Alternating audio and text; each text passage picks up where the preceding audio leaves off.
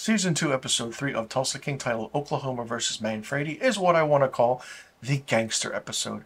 We see a lot of things happening in the 42 minutes that this episode takes place in. Now, we see the underlining story of Armand, the stable master to Margaret Devereaux's character, and he meets with Cal Thrasher, the Neil McDonough character, who, is the corrupt businessman and large producer of marijuana and wants Manfredi out of the way. So Thrasher kind of speaks with Armand, says, "What's going on? What do you want?" And then Thresher gives him $30,000 because in the previous scene we see Armand at kind of a custody court with his wife, trying to figure out the custody battle between his kids and everything. And it's like the tension's crazy and real. He's at wit's end. He doesn't know what to do. And all of a sudden, Cal Thresher comes in, gives him money, and it's like, "Yeah, I'll do this for you. I like helping people. Maybe in the future you'll help me." So it's like, all right, now what is going on?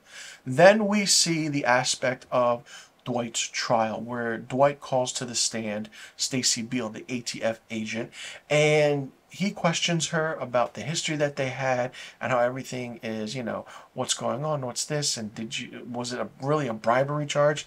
And then the U.S. State's Attorney is very confused at what's happening, what's going on, doesn't really understand what's going on. So it's like, oh, okay, all right, and then they go back to, talk about the verdict and everything, the jury does. And then, it's Dwight goes back to the saloon, and then we see Bill Bevilacqua sitting there, Frank Grillo's character, with Caputo, right-hand guy from New York, evidently, and they're talking back in business forth, like, Bevilacqua's giving Manfredi the history of his family, how he owns the area, it belongs to him, and Dwight's like, no, nothing belongs to anybody, and he's like, it belongs to me. So it's a really, really good dialogue scene, really, really interesting, in your face, and fun. I really enjoyed the back and forth, especially seeing Stallone and Frank Grillo go at it, like how much, what other badass ego could you love seeing on the screen like that, and just seeing that go, it's really, really good. And then you see Dwight go back to the courtroom, and the verdict is in, and he's found not guilty, which is really, really good. All the while, you see Dwight moving in his new house on the street with, his daughter loves the house. You see this one guy keep coming in, Wesley, and it's like he's giving fines to Dwight because of all the HOA fees that's happened, and your garage door's open for 20 minutes, the moving truck's blocked, the mailbox, your trash can's overflowing. It's like, okay. So you see Wesley sitting in his home doing like a crossword puzzle. He overhears the news and finds out that it's Dwight Manfredi, goes to Dwight, it's like, let's just clear all that out. We don't need to talk about that or anything. And we have everything else happening. You see kind of Margaret and Dwight getting closer. And in the previous scene in this episode, we see Cal looking at horses and everything. And Cal asks Margaret, I can really show you around. And, it's, what a good man is. And then Margaret just gives it to Thrall. It's like, anything that Dwight has, you don't have in your entire body. Which is like, all right, that's it. Margaret likes Dwight and loves Dwight, which shows really when they finally do get together and sleep in this episode. And then it's the ending, it's the party, and then, we's like, all right, what is really, really happening and going on? And, Dwight's right-hand man, a guy from New York, it's like, hey, I need to talk to you out back. Caputo has this offer, blah, blah, blah. Things go crazy. Things hit the fan, and it's the gangster episode. And it's like, holy shit, Dwight's going to get whacked. But then a total 360 happens, and it's like, wow, all right. We know where the soldiers are, who they're with, and the camaraderie and everything. And it's like, this leads to the aspect of Bill Bevilacqua going out to his front gate, seeing, a body there, and that's the end of the episode. So a message was sent, and the message is loud and clear. This is the third episode of season 2, and we have so many more episodes to go, because season 2 is 10 episodes in length. This was a fun episode, and it's going to get interesting, because now Dwight has made enemies of Bill Bevilacqua and Cal Thresher.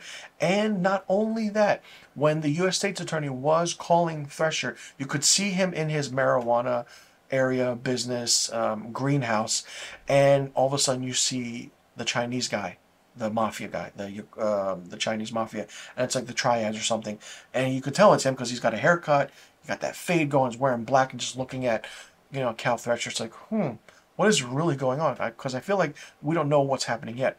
I think the Chinese will, go get together with Dwight. And it'll be Dwight and the Chinese versus Thresher and Bevilacqua.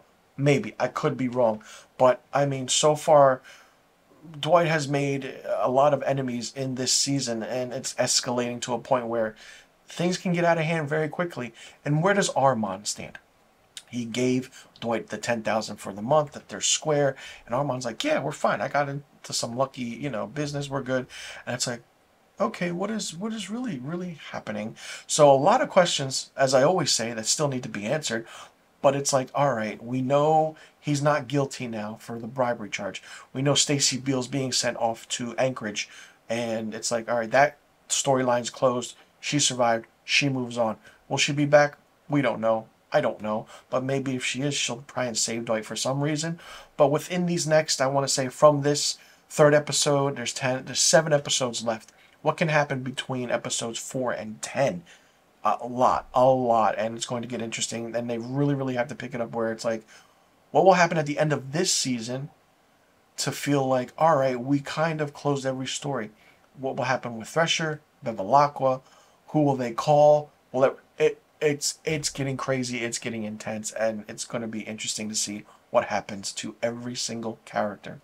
Let me know in the comment section below what you thought about Season 2, Episode 3 of Tulsa King, titled Oklahoma versus Manfredi. Did you like it? Did you not like it? What did you think of it?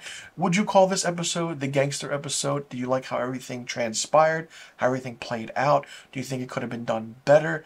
And what do you think is going to happen now that he's found not guilty? And what do you think the next kind of wall will he be put up against? And do you think that it's all goody two-shoes from here, or do you think Thresher and Bevilacqua have more in store for him?